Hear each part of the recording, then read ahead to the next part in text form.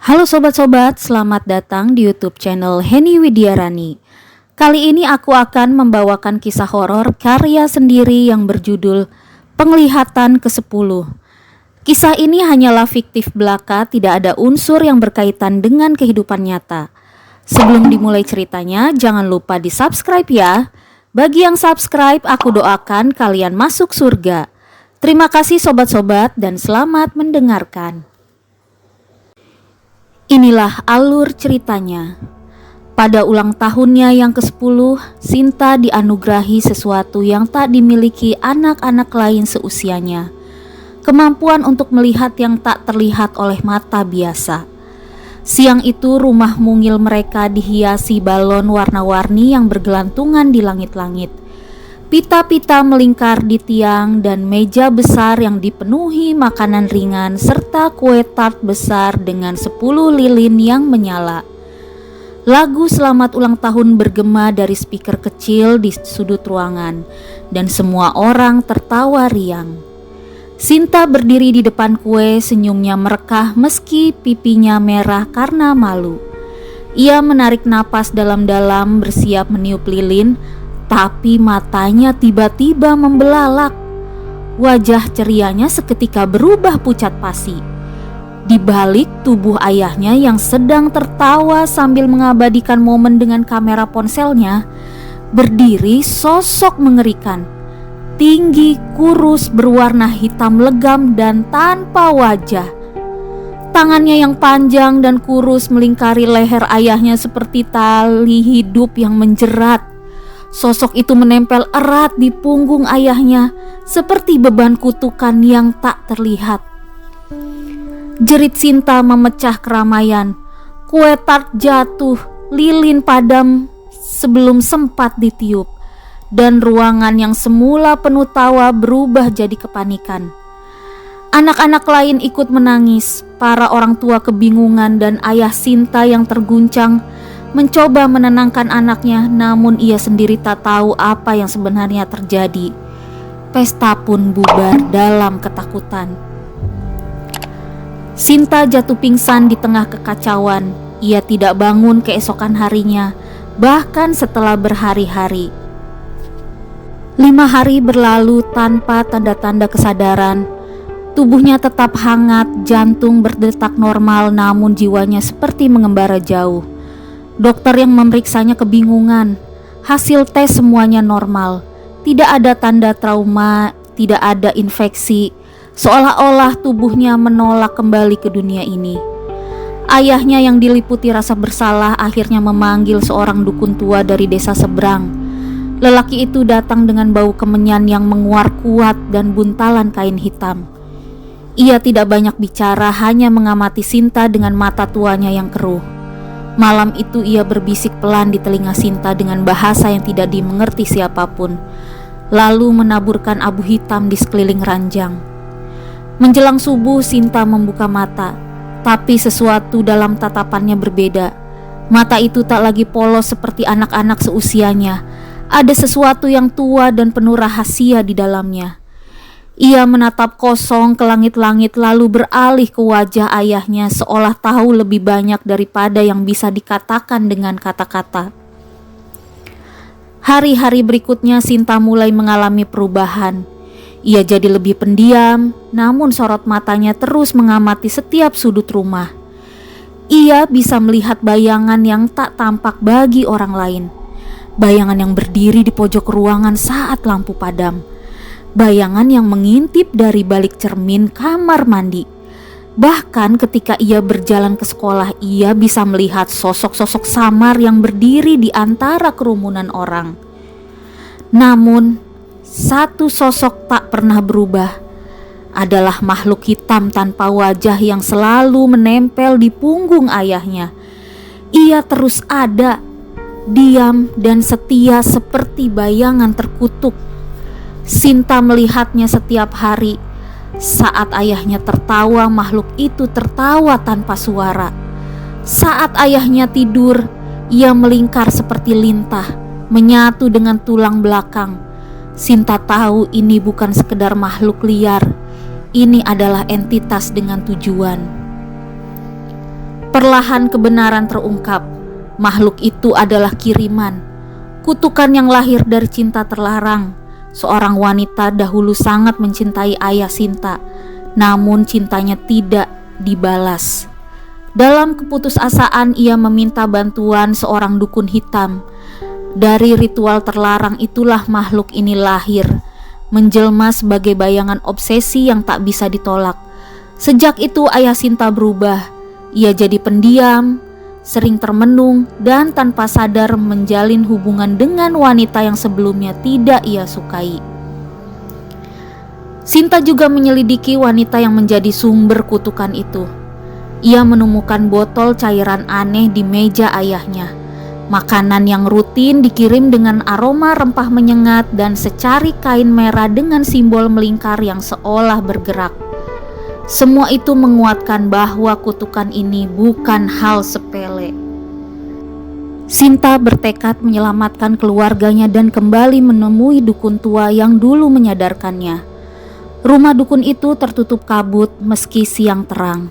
Lelaki itu menyambutnya dengan anggukan pelan seolah telah menunggu. Ia berkata, "Kau sedang membangkitkan perjanjian lama, Sinta. Perjanjian yang menukar cinta dengan kegelapan."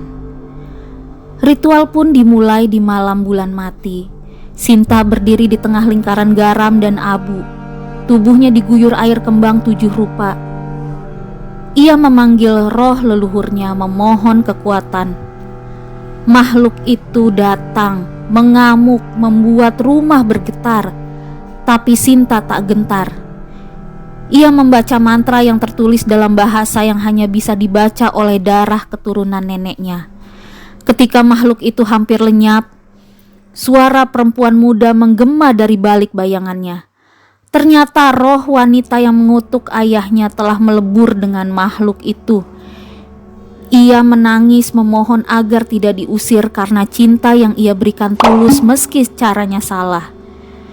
Sinta berdiri di ambang keputusan, membebaskan roh itu dan menghentikan kutukan atau mengurungnya selamanya di balik lukisan tua yang merupakan warisan keluarga. Ia memilih yang kedua. Dengan air mata dan mantra terakhir, ia mengurung roh itu dalam lukisan di kamar kosong dan menutupnya dengan kain hitam. Beberapa minggu kemudian semuanya kembali tenang. Ayahnya tak lagi linglung, rumah tak lagi dingin, dan suara-suara malam menghilang. Tapi setiap malam Sinta masih melihat lukisan itu dan kadang ketika bulan mati kembali datang, ada suara bisikan lembut yang memanggil namanya dari balik lukisan. Seolah cerita belum benar-benar berakhir. Langit di atas desa diselimuti mendung kelabu, padahal belum musim hujan. Sejak Sinta kembali dari rumah dukun tua itu, dunia seperti menahan napas. Angin tak lagi semilir dan burung-burung pagi yang biasa berkicau kini bungkam, seolah tahu bahwa ada sesuatu yang sedang bergolak di ambang dunia. Di rumah, Sinta duduk bersila di kamarnya. Lukisan besar di sudut ruangan yang ia tutupi dengan kain hitam, tapi itu tidak menghentikan bayangan-bayangan samar yang terus muncul di balik kelopak matanya setiap kali ia mencoba tidur. Sosok hitam yang dulu menempel di punggung ayahnya kini seolah membelah diri, kadang muncul di bayangannya, kadang bersembunyi dalam mimpi. Ia mulai menyadari bahwa makhluk itu menyerap energi dari rasa takut, dari penderitaan, dari cinta yang dipaksa. Dukun tua yang membantunya, Pak Ganda, memberikan sebuah benda, cermin kecil yang dibingkai kayu jati tua dengan ukiran kuno berbentuk mata di 4 sudutnya. "Ini bukan cermin biasa," kata Pak Ganda dengan suara bergetar.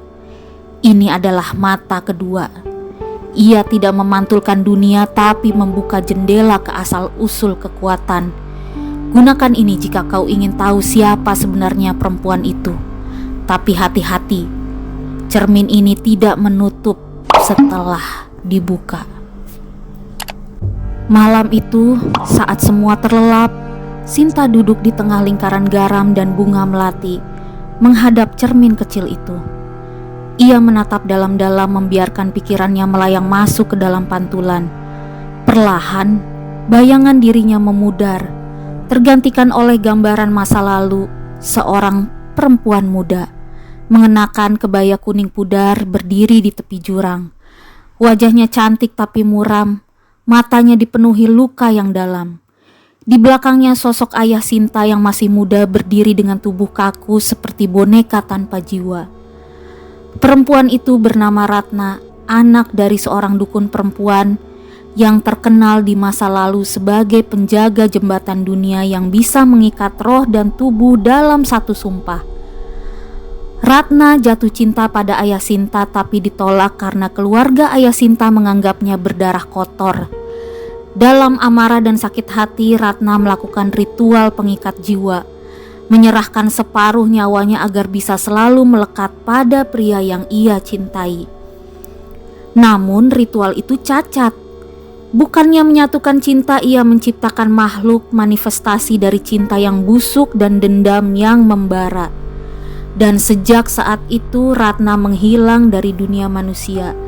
Ia tidak mati, ia menjadi perantara di antara dua dunia. Sinta tersentak dari transnya. Cermin itu retak, suhu kamar turun drastis. Dari balik kain hitam yang menutup lukisan besar di sudut kamar, terdengar suara tawa lirih, suara perempuan. Pagi harinya Sinta menemukan ayahnya duduk di ruang tamu dengan mata kosong, tangan gemetar. Ia terus menggumamkan nama Ratna berulang-ulang. Ibu Sinta menangis tanpa suara memeluk adiknya, Sinta yang belum memahami apa yang terjadi. Keluarga itu kini kembali berada di ambang kehancuran. Maka Sinta membuat keputusan besar.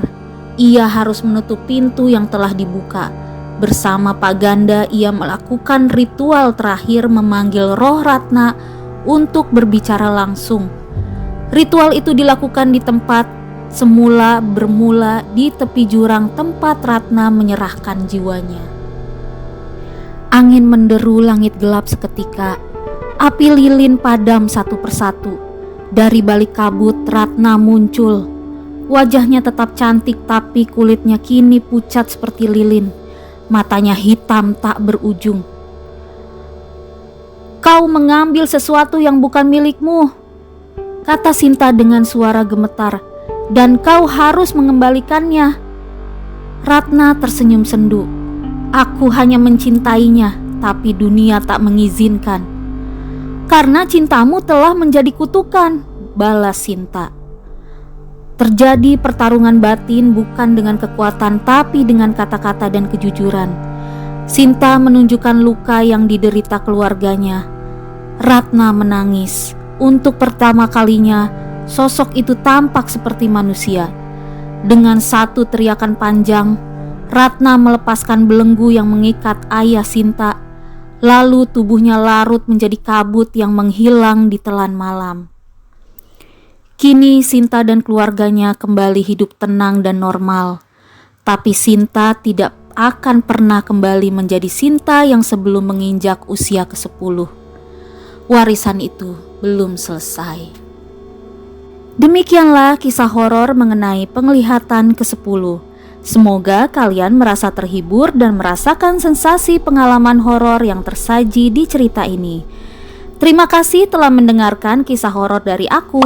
Jangan lupa di subscribe ya, biar aku tambah semangat nyeritain kisah-kisah horor lainnya. Sampai jumpa lagi, bye-bye.